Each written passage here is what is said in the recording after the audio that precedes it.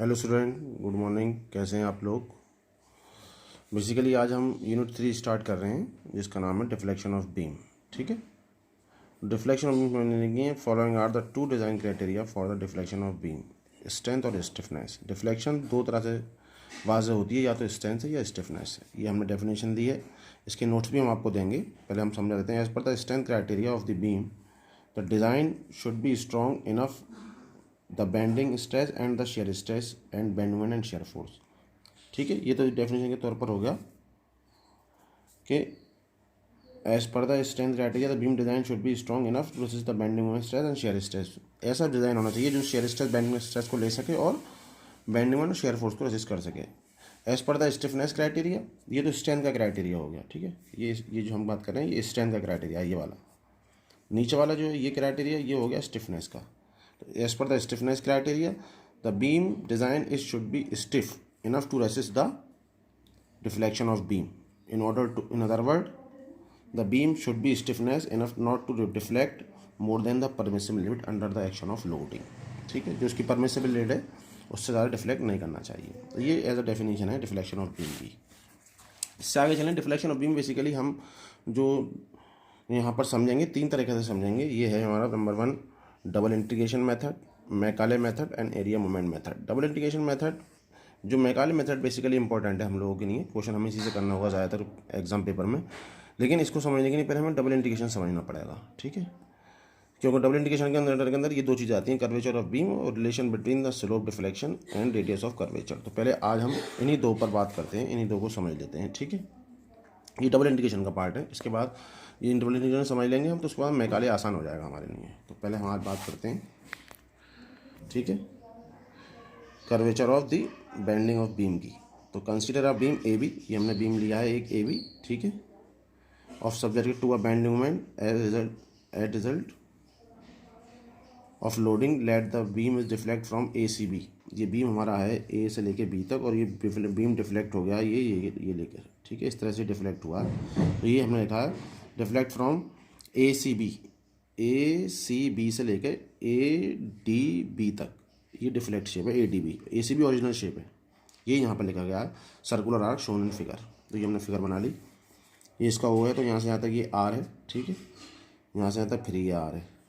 सी से लेके ये जो पार्ट है ये वाई है, जितना डिफ्लेक्ट हुआ है। ठीक है, ये आई स्लोप है। ठीक है, एक स्लोप यहाँ होगा और एक स्लोप यहाँ भी होगा, ये भी एक आई है। ठीक है, पूरी लेंथ ये एल है, तो ये आधी कितनी हो जाएगी L/2। ये भी L/2, पूरी लेंथ बीम की एल है। तो ये बीम ए बी लेंथ का हमने माना है।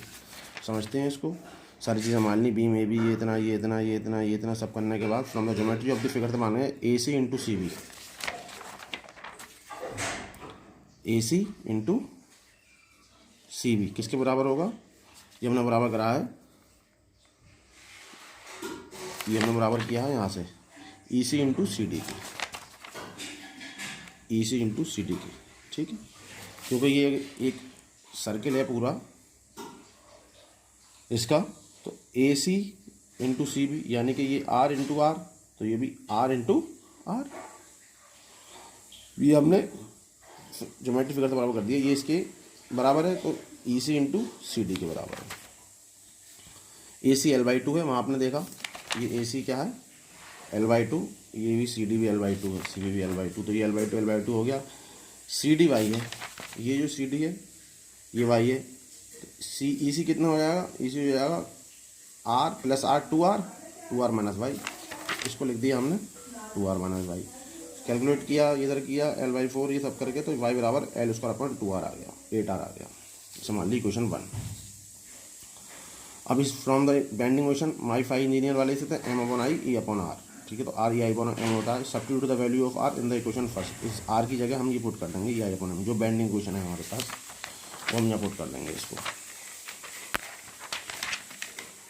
ठीक है, ये हमने y = L² 8r था, तो R की जगह हमने रख दिया E/M। तो M/, ये हो गया, ये आ गया y हमारे पास। तो ये आ गया y मतलब डिफ्लेक्शन।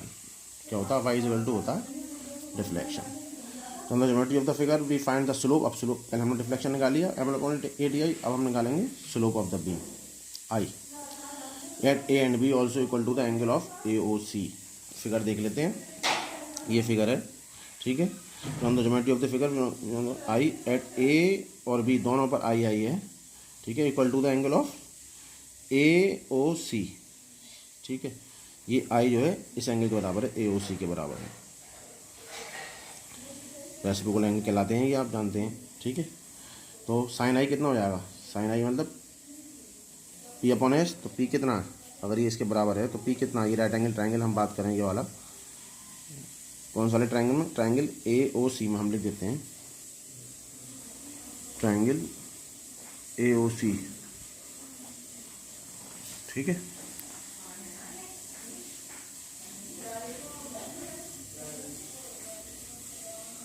ट्रायंगल ए ओ सी में बात करेंगे तो साइन आई कितना हो जाएगा, पी अपॉन एच, तो पी कितना, L/2, ए सी यानी कि L/2, और ओ ए मतलब 2R, ओ ए कितना, ओ ए मतलब 2R, ओ से लेके ए तक, ओ से लेके आ तक सॉरी आर है, लेकिन ये L/2 है तो ये हो जाएगा L/2R। Sine I very small, therefore the sine I में भी टेकन एज आई, तो आई इजिकल टू कितना हो जाएगा L/2R। समझ में आ गया। A C equal to L और ओ ए बराबर L, sorry A C equal to L/2 और ए बराबर आर, तो आई बराबर साइन आई को हम वेरी स्मॉल है तो आई लिख सकते हैं L/2R। Again substituting the value of R in equation second, जो इक्वेशन सेकंड थी हमारे पास, यहाँ पर हम आर रख देंगे, ये L/2R, I equal to L/2 R equal to I upon M, तो ये आई बराबर हमारे पास आ गया ml/2EI। तो ये हमारा हो गया स्लोप डिफ्लेक्शन और ये हो गया स्लोप, ठीक है।